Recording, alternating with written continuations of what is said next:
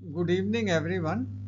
Today I am going to upload another video and its title is Market Information and Expectations. RBI MPC meeting fiscal year 2024-25. Monetary policy committee की meeting है, आखिरी meeting है इस fiscal year की, फरवरी 5 से 7, और वो ये निर्धारित करेगी कि क्या रेपो रेट कम किया जा सकता है या नहीं, क्योंकि जो पॉलिसी मेकर्स हैं उनकी डिमांड एक तरह से ये है कि वो रेपो रेट कम करवाना चाहते हैं। RBI monetary policy committee members इस विषय में निर्णय लें कि रेपो रेट कम हो पाएगा या नहीं। और ये इम्पॉर्टेंट मीटिंग है। जैसे एनुअल बजट पेश होता है उसी तरह से साल में 6 बार मॉनेटरी पॉलिसी कमेटी जो बनी है आरबीआई की, वो मीटिंग करती है और यहाँ डेट्स दी हैं। ये फिस्कल ईयर 24-25 की डेट है, आखिरी मीटिंग है, इम्पॉर्टेंट मीटिंग है और लोग उम्मीद कर रहे हैं कि इसमें शायद रेपो रेट कम हो। तो आइए देखें कि मार्केट इन्फॉर्मेशन इस समय क्या है और उस इन्फॉर्मेशन से हम लोग ये निष्कर्ष निकालने की कोशिश करेंगे कि क्या पॉसिबिलिटी है रेपो रेट कम करने की या नहीं। तो मार्केट इन्फॉर्मेशन में दोनों पार्ट्स यहाँ लिए हैं। पहला पार्ट है सम एनकरेजिंग एस्पेक्ट, कि क्या इनकरेजिंग एस्पेक्ट्स हैं। एक है फिजिकल डिसिप्लिन जो गवर्नमेंट ने मेंटेन किया है, बजट से वो चीज़ रिफ्लेक्ट हो रही है। Liquidity in banking system has marginally improved, कि जो बैंकिंग सिस्टम है उसमें लिक्विडिटी में मार्जिनल इम्प्रूवमेंट है, इसको भी हम अभी आगे देखेंगे। और inflation rate has marginally declined. ये इनकरेजिंग एस्पेक्ट्स हैं। कुछ डिस्करेजिंग एस्पेक्ट भी हैं, उनको भी लेंगे, लेकिन आइए इनकरेजिंग एस्पेक्ट पर पहले एक नज़र डालें। ये फिजिकल डिसिप्लिन की बात हमने कही है। 2023-24 में 5.6% था जीडीपी का फिजिकल डेफिसिट, और ये कम होके 2024-25 में 4.8% है रिवाइज्ड एस्टीमेट में, जो कि बजट एस्टीमेट से भी कम है। बजट एस्टीमेट में 4.9% था और अब 25-26 में गवर्नमेंट ने कहा हम 4.4% फिजिकल डेफिसिट रखेंगे। तो गवर्नमेंट के फिजिकल डेफिसिट कम होने का मतलब ये है कि गवर्नमेंट कम मार्केट बोरिंग्स करेगी और कम से कम उसका प्रेशर मार्केट बोरिंग्स पे कम रहेगा, जिसके ये फ़ायदा रहेगा कि रिज़र्व बैंक के पास लिक्विडिटी रहेगी और वो अगर चाहे तो रेपो रेट को कम कर सकती है। तो ये एक पॉजिटिव डायमेंशन है जिसको हमने लिया हुआ है। दूसरा है banking system liquidity has marginally improved. पिछले वीडियो में हमने देखा था कि लिक्विडिटी डेफिसिट था, लेकिन अब वो इम्प्रूवमेंट है। यहाँ पे हमने रेट लिखे हुए, वेरिएबल रेट रेपो है VRR और मार्जिनल स्टैंडिंग फैसिलिटी है। आरबीआई इसके माध्यम से पिछले कुछ दिनों में लिक्विडिटी को इंजेक्ट कर रहा है, और जब भी लिक्विडिटी इंजेक्ट होगी तो प्लस साइन यहाँ पर होगा जो लास्ट कॉलम है। तो VRR के माध्यम से और मार्जिनल स्टैंडिंग फैसिलिटी के माध्यम से लिक्विडिटी इंजेक्ट हो रही थी, और ये पॉजिटिव साइन आपको जनवरी 24 तक दिखाई दिया। स्टैंडिंग डिपॉजिट फैसिलिटी क्या है कि अगर बैंकों के पास सरप्लस लिक्विडिटी है तो वो रिजर्व बैंक के पास सरप्लस लिक्विडिटी को रख सकते हैं और उस पर रिजर्व बैंक इंटरेस्ट देगा रेपो रेट से थोड़ा कम। 6.5% रेपो रेट है, तो SDF पे स्टैंडिंग डिपॉजिट फैसिलिटी पे वो थोड़ा कम देगा, 6.25% वो इंटरेस्ट दे रहा है। और ये नेगेटिव है, इसका मतलब है लिक्विडिटी को एब्जॉर्ब किया गया। Reserve bank has absorb the surplus liquidity which the banking system has on January 25 and 26। लेकिन prior to that there was no surplus liquidity. उससे पहले सरप्लस लिक्विडिटी नहीं थी। रिजर्व बैंक ने इंजेक्ट की लिक्विडिटी, खासकर वेरिएबल रेट रेपो के माध्यम से। ये भी रेपो रेट के ऊपर ही होगा, 6.5% है। ये रेट डिफाइंड नहीं है कितना है, लेकिन most likely it is higher than 6.5% under the present conditions. और मार्जिनल स्टैंडिंग फैसिलिटी का रेट 6.75% है। ये एक तरह से बैंक तभी लोन लेते हैं आरबीआई से जब उनके पास एक्यूट लिक्विडिटी क्राइसिस हो, नहीं तो यहाँ पे लोन लेने की आवश्यकता उन्हें नहीं पड़ती है। और बहुत मार्जिनल लोन उन्होंने आरबीआई से बोरो किया है मार्जिनल स्टैंडिंग फैसिलिटी के तहत, और स्टैंडिंग डिपॉजिट फैसिलिटी के तहत सरप्लस जो लिक्विडिटी है वो आरबीआई के पास उन्होंने रखवाई है, और यहाँ पे इसीलिए माइनस साइन है, नेट एब्जॉर्ब यानी लिक्विडिटी को एब्जॉर्ब किया हुआ है आरबीआई ने। तो ये एक पॉजिटिव फीचर है कि जो लिक्विडिटी डेफिसिट आपको जनवरी 24 तक दिखाई दे रहा था, जहां आरबीआई लिक्विडिटी इंजेक्ट कर रही थी, अब आरबीआई एब्जॉर्ब कर रही है लिक्विडिटी। ये एक इम्पॉर्टेंट डायमेंशन है कि बैंकिंग सिस्टम में फिलहाल लिक्विडिटी जो है वो मार्जिनली इंप्रूव की है।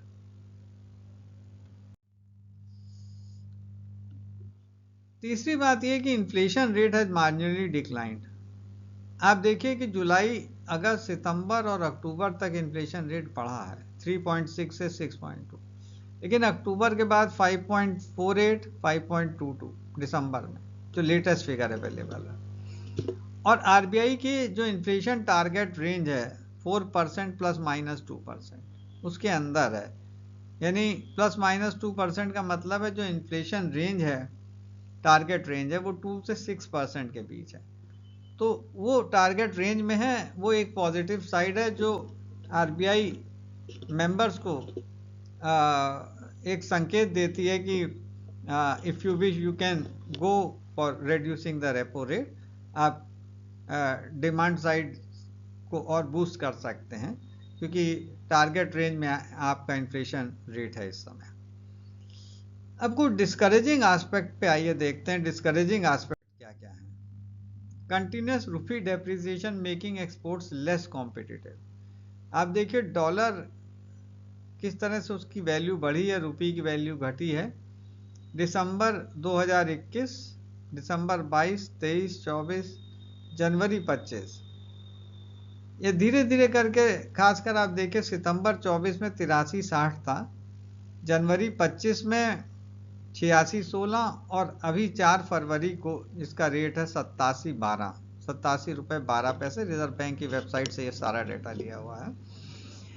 तो ये इंडिकेट करता है कि रुपी पे प्रेशर है, डाउनवर्ड प्रेशर है, और वैल्यू गिरने से जो एक्सपोर्ट्स, वैसे तो हम पढ़ते हैं कि कॉम्पिटिटिव होंगे, लेकिन चूंकि हमारे एक्सपोर्ट्स इंपोर्ट्स पर आधारित हैं, इसलिए उनकी इंटरनेशनल कॉम्पिटिटिवनेस कहीं ना कहीं घटेगी। तो वो रुपये को और डेप्रिशिएट कर सकता है अगर एक्सपोर्ट्स हमारे कम होते हैं। तो that is a negative sign. उस केस में आरबीआई को फिर इंटरवीन करना पड़ेगा और लिक्विडिटी डेफिसिट क्रिएट हो सकता है।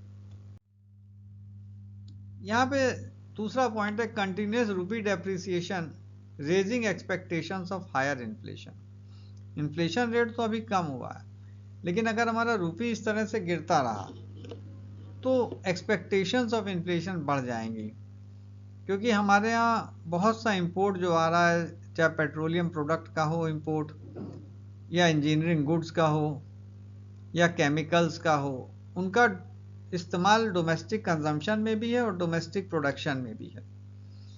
तो अगर इंपोर्ट्स जो हैं वो महंगे होंगे तो उसका इम्पैक्ट डोमेस्टिक प्राइसेस पर भी पड़ेगा और हायर एक्सपेक्टेशंस ऑफ इन्फ्लेशन रहेंगे, और ये फिर मॉनेटरी पॉलिसी कमेटी मेंबर्स को मजबूर करेंगे कि रेपो रेट को ना आप चेंज करें, क्योंकि अगर आप चेंज करते हैं क्रेडिट डिमांड साइड इन्फ्लेशन भी जनरेट हो सकता है और बढ़ सकता है। तो ये एक नेगेटिव दूसरा इंपॉर्टेंट एस्पेक्ट है कि रुपी डेप्रिसिएशन के कारण एक्सपोर्ट्स लेस कॉम्पिटिटिव होंगे, जिसका प्रेशर रुपी डेप्रिसिएशन पे और हो सकता है। और दूसरा कि जो रुपी डेप्रिसिएशन हो रहा है बराबर, उससे डोमेस्टिक इन्फ्लेशनरी एक्सपेक्टेशंस बढ़ेंगी। वो चीज इस सेकंड पॉइंट पे बताने की कोशिश की है। तीसरा पॉइंट क्या है कि high credit deposit ratio and incremental credit deposit ratio. आप देखिए जनवरी 26, 2024 को 77.67 था, दिसंबर 27, 24 में यानी एक साल बाद लगभग 78.67, और अभी जनवरी 10 को जो लेटेस्ट फिगर है क्रेडिट डिपॉजिट रेशियो 78.64 है। इंक्रीमेंटल क्रेडिट डिपॉजिट रेशियो और हाई है, 95, 59, 86, 13 और 85, 40। तो थोड़ा सा इंक्रीमेंटल और क्रेडिट डिपॉजिट रेशियो कम हुए, लेकिन बहुत कंफर्टेबल पोजीशन नहीं है। इसीलिए मैंने लिखा high credit deposit ratio and incremental credit दोनों, along with additional credit augmenting budgetary provisions। ये जो बजटरी प्रोविजंस हैं उसमें कुछ प्रोविजंस ऐसे हैं जो क्रेडिट को ऑगमेंट करेंगे और डेफिनेटली करेंगे। उसको बजट में खुद भी माना है जो सोशल प्लानर्स हैं, और उसके कारण अगर हम फिजिकल डिसिप्लिन ना मेंटेन कर पाए या जो इनकम टैक्स रिलीफ दिए गवर्नमेंट ने उससे डिपॉजिट ना बढ़ा पाए, तब लिक्विडिटी कंसर्न उत्पन्न हो सकती है। देन लिक्विडिटी कंसर्न में अराइज। इस बात को यहाँ पे हमने लिखा हुआ है कि ये 3 पॉइंट्स हैं जो क्रेडिट को ऑगमेंट कर रहे हैं बजट में। पहला है raising loan limit from 3 to 5 lakhs under miss है मॉडिफाइड इंटरेस्ट सबवेंशन स्कीम। ये किसान क्रेडिट कार्ड के लिए है कि किसान क्रेडिट कार्ड की अब तक लिमिट 3 लाख तक थी और उस पर गवर्नमेंट 3% जो है इंटरेस्ट सबवेंशन करती है, यानी इंटरेस्ट का पेमेंट करती है। अगर आप 1 लाख लोन लेते हैं तो 7% टोटल इंटरेस्ट है उस पर, 7 में से 4% किसान को देना है, 3% गवर्नमेंट देगी। यानी 1 लाख पे 7,000 की लोनिंग है, 4,000 किसान देगा, 3,000 गवर्नमेंट देगी। तो ये लिमिट 3 से 5 लाख कर दी गई है। इसीलिए हमने यहाँ मिस लिखा, मिस मतलब मॉडिफाइड इंटरेस्ट सबवेंशन स्कीम। तो इससे किसानों की लोन लिमिट तो बढ़ेगी, लेकिन साथ में ये क्रेडिट डिपॉजिट रेशियो को भी ऑगमेंट करेगा। Credit guarantee cover enhanced for micro small and medium enterprises. ये 5 से 10 करोड़ कर दिया गवर्नमेंट ने लिमिट, कि अगर आप 5 से 10 करोड़ तक लोन लेते हैं तो कोई गारंटी ज़रूरत नहीं है, गवर्नमेंट गारंटी कवर दे रही है। और जो बैंक्स हैं उस क्रेडिट गारंटी कवर के तहत लोनिंग कर सकते हैं। तो पहले 5 करोड़ लिमिट थी, इस बजट में 10 करोड़ की है और सरकार खुद मानती है कि क्रेडिट डिमांड इससे लगभग 1.5 करोड़ की बढ़ेगी। तो ये भी क्रेडिट डिपॉजिट रेशियो को इम्प्रूव करेगी या बढ़ाएगी, ऑगमेंट करेगी। और तीसरा है customized credit card with 5 lakh limit for micro enterprises, कि जो माइक्रो एंटरप्राइजेस हैं उनके लिए एक जो कस्टमाइज्ड जो यूजुअल क्रेडिट कार्ड है वो बैंक्स इशू कर सकते हैं और उसकी लिमिट 5 लाख तक रहेगी, माइक्रो एंटरप्राइजेस के लिए है। ये 3 मेजर्स ऐसे हैं बजट में इंपॉर्टेंट, किसान क्रेडिट कार्ड के और 2 MSME सेक्टर के लिए। इससे कहीं ना कहीं क्रेडिट डिमांड बूस्ट होगी। और अगर हमने यहाँ लिखा income tax relief does not raise enough deposits, और साथ में जो फिजिकल डिसिप्लिन की बात कही, देन क्रेडिट डिपॉजिट रेशियो में रेज लिक्विडिटी प्रॉब्लम। जो इनकम टैक्स रिलीफ गवर्नमेंट ने मेजर दिया है 12 लाख तक कोई टैक्स नहीं लगेगा, और जो फिजिकल डिसिप्लिन गवर्नमेंट ने बात कही है 4.4% ऑफ GDP, ये दोनों अनिवार्य शर्तें हैं कि इनसे डिपॉजिट ग्रोथ पहले से हो इनकम टैक्स रिलीफ से, और गवर्नमेंट फिजिकल डेफिसिट कंट्रोल रखे ताकि बोरोइंग्स एक्सेस ना हो, तब क्रेडिट डिपॉजिट रेशियो जो है वो इफेक्टिवली काम करेगा। नहीं तो क्रेडिट डिपॉजिट रेशियो बढ़ने से लिक्विडिटी प्रॉब्लम अराइज हो सकती है, बढ़ सकती है। और अभी भी जो फॉरवर्ड प्रीमियम है US डॉलर पे वो काफ़ी हाई है। अगर आप देखिए जनवरी 26 पे एक महीने का प्रीमियम केवल 1.3 था, वो बढ़ के 3.7 हो गया, और अभी थोड़ा कम हुआ है जनवरी 24 में 2.9 है, लेकिन बहुत ज़्यादा कम नहीं है। 3 मंथ पे भी लगभग 2.9 के आसपास है, और 6 मंथ में थोड़ा कम है, 2.4 के आसपास है, लेकिन अभी कम नहीं है। अगर आप देखें 1 साल पहले की परिस्थितियां और आज की, तो उससे काफ़ी हाई है फॉरवर्ड प्रीमियम। और अगर एक्सपोर्ट